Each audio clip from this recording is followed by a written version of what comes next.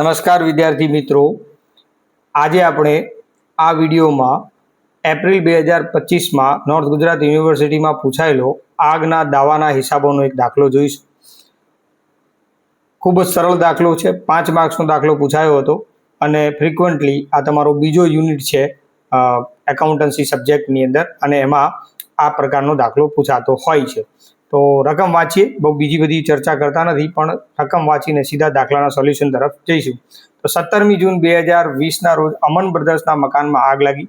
મોટાભાગનો સ્ટોક નાશ પામ્યો અને બચાવેલ સ્ટોકની કિંમત 22,400 રૂપિયા હતી.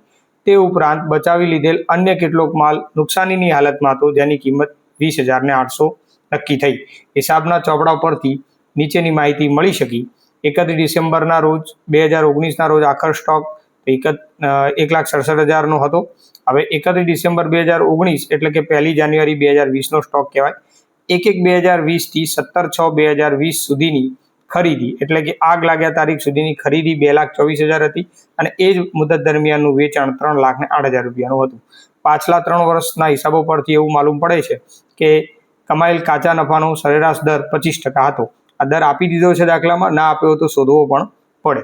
સ્ટોક અંગે 1,50,000નો વીમો લેવામાં આવ્યો હતો. આ વીમાની રકમ એ દાવાની રકમ નક્કી કરવા માટે મહત્વનો ભાગ ભજવશે. દાવાના રકમની ગણતરી કરો. મોટે ભાગે દાવાની રકમની ગણતરી કરવાનો જ દાખલો આપણને પૂછાય છે. અને સ્ટોકને લગતા દાખલા અને લોસને લગતા દાખલા, બે પ્રકારના દાખલા હોય છે. આ સ્ટોકને લગતો દાખલો કહેવાય. તો જઈએ સોલ્યુશન તરફ. સોલ્યુશનની અંદર આપણે ટોટલ 3 સ્ટેપ છે. પહેલો સ્ટેપ, આગ લાગ્યા તારીખે કેટલો સ્ટોક હતો તે શોધવા માટે આપણે કાચું વેપાર ખાતું તૈયાર કરીશું. તો અહીંયા મેં કાચું વેપાર ખાતું તૈયાર કરીને જ રાખ્યું છે. 1/1/2020થી લઈને 17/6/2020 સુધીનું આપણે કાચું વેપાર ખાતું તૈયાર કરીએ. ઉધાર બાજુ સૌથી પહેલા શરૂનો સ્ટોક 1,67,000 જે આપેલો છે દાખલામાં લખ્યું.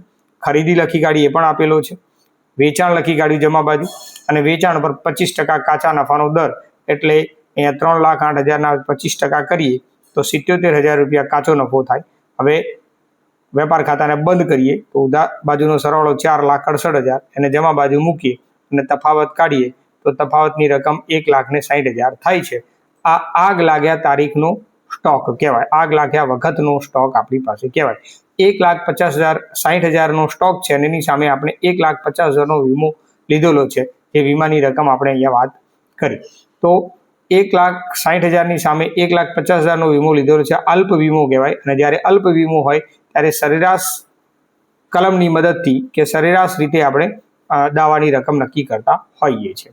હવે સ્ટેપ નંબર 2 કે બળી ગયેલ સ્ટોકની કિંમત, કેટલો માલ બળી ગયો એની ગણતરી કરીએ. તો સૌથી પહેલા આગ લાગ્યા તારીખે જે સ્ટોક છે 1,60,000 જે ઉપરના કાચા વેપાર ખાતામાં આપણે શોધ્યું એ આપણે લખીશું.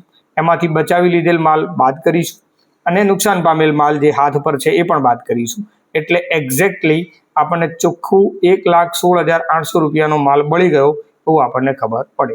જેટલો માલ બળી ગયો એ પ્રમાણે જ વીમાની રકમ, દાવાની રકમ નક્કી થતી હોય છે. હવે જઈએ સ્ટેપ નંબર 3, વીમા કંપની પાસે દાવાની રકમ જે મૂકવાની છે એની ગણતરી, અને સરેરાશ કલમ લાગુ પાડીશું કારણ કે વીમો ઓછો છે. તો અહીં આગ લાગ્યા વખતે સ્ટોક હતો 1,60,000 અને પોલિસીની રકમ 1,50,000 એટલે અલ્પ વીમો કહેવાય. અલ્પ વીમો કહેવાય એટલે સરેરાશ કલમ એવરેજ ક્લોઝ લાગુ પડે. તો એના માટે સૂત્ર છે દાવાની રકમ બરાબર બળી ગયેલ સ્ટોક ગુણ્યા વીમા પોલિસીની રકમ ભાગ્યા આગ વખતનો કુલ સ્ટોક એટલે કે આગ લાગ્યા તારીખનો સ્ટોક. તો ઉપર ગણતરી કરેલી જ છે. 1,16,800 આપણો બળી ગયેલો માલ, 1,50,000 એ વીમા પોલિસીની રકમ, 1,60,000 આગ લાગ્યા તારીખનો સ્ટોક. અને કેલ્ક્યુલેટર પર ગણતરી કરીએ તો દાવાની રકમ 1,09,500 થાય છે. આ વીમા કંપની સામે કે વીમા કંપની પાસે રજૂ કરવાના દાવાની રકમ 1,09,500 નક્કી થાય છે. તો આ સિમ્પલી દાખલો આપણો અહીંયા પૂરો થઈ ગયો. 5 માર્કનું કામ બહુ જ ઇઝીલી પૂરું થઈ જાય. ફ્રિકવન્ટલી આવો દાખલો પૂછાતો હોય છે. તો આ પ્રકારના દાખલાઓ બીજા તમારી બુકમાંથી જુઓ અને જાતે ગણો.